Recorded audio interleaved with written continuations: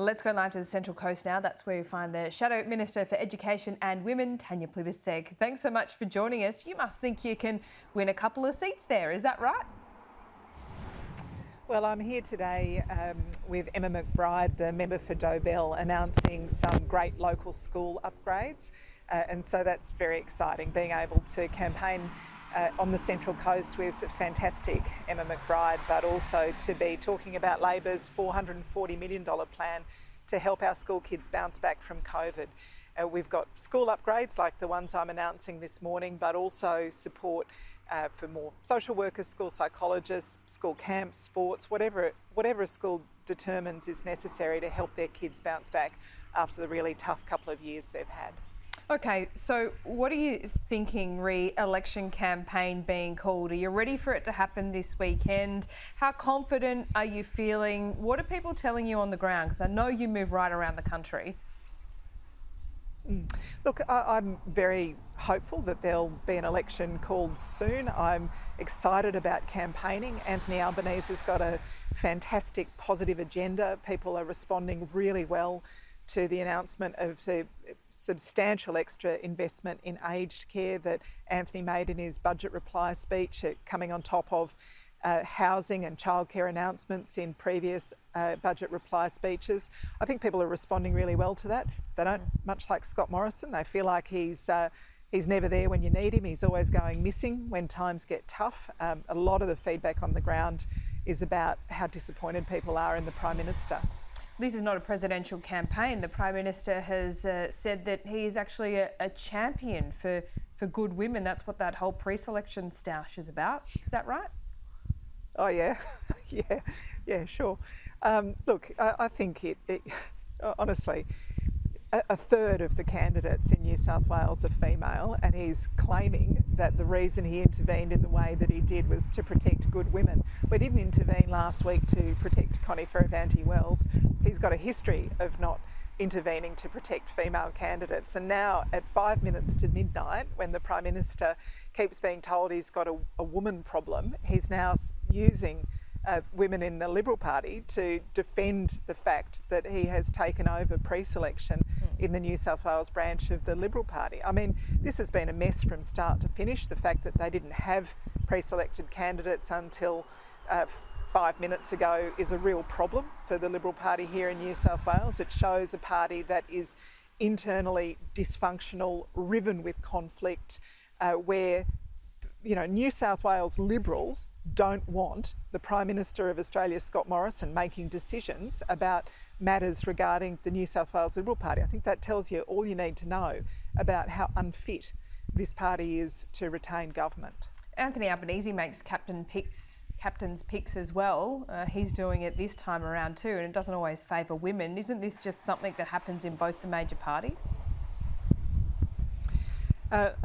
What the difference here is you've got Liberal Party members taking the Prime Minister to court to say that he shouldn't do it. And, to be honest, Laura, a lot of this stuff, the pre-selection stuff, the court case that the Liberal Party New South Wales branch is engaged in, most people aren't stopping me to talk about this stuff. I think it's a real problem for the Liberal Party.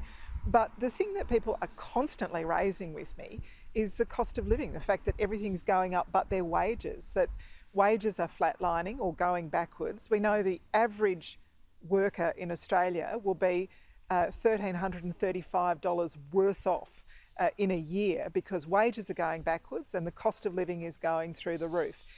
Labor's got plans to address that. We've got a plan for cheaper childcare. We've got a plan for cheaper power. We've got a plan to invest in social and affordable housing. We know that wages need to grow. When companies are doing well, as our economy improves, wages need to grow.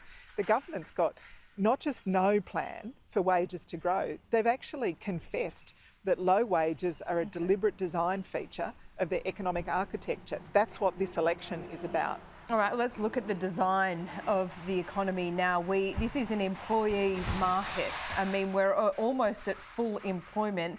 And as you point out, wages, well, you say they're going backwards. I'd probably say that they're stalling somewhat and will barely be above inflation, according to the government's own budget papers. So it brings me to the question, you've been talking about wages growth for more than 3 years now. What happens? How is Labor going to do this without intervening in a big way in the market? Well, real wages growth does depend on low unemployment, and you've pointed out that we've got low unemployment rates at the moment. What we've got is massive underemployment as well. So we've got a lot of people working in casual jobs for just a few hours a week.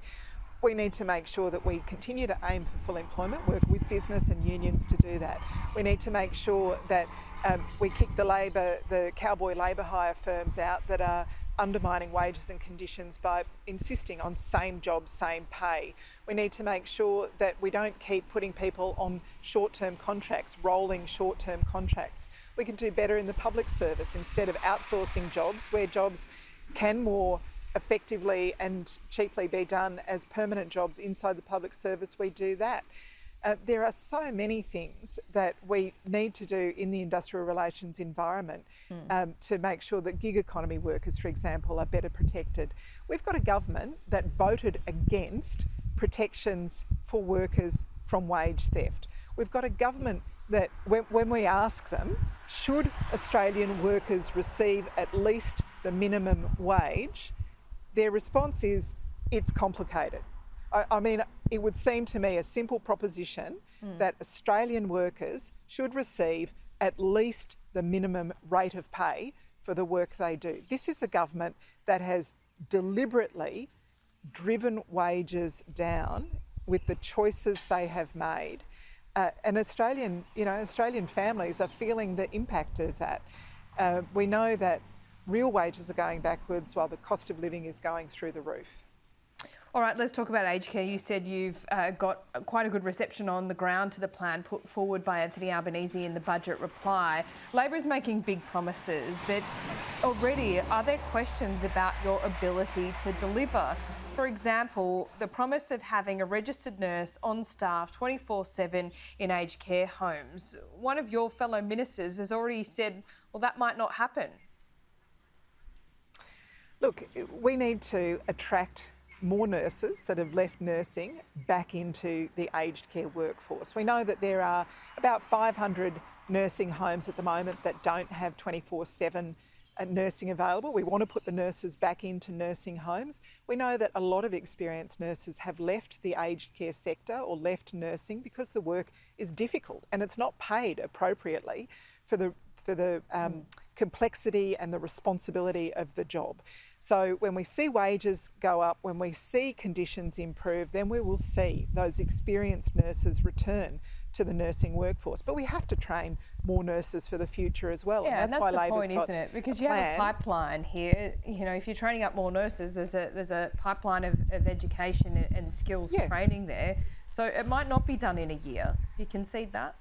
No, but you need both though, Laura. I mean, we know that there are thousands of nurses that have left nursing because it's difficult and underpaid, particularly in aged care. The work is emotionally complex, it's physically demanding.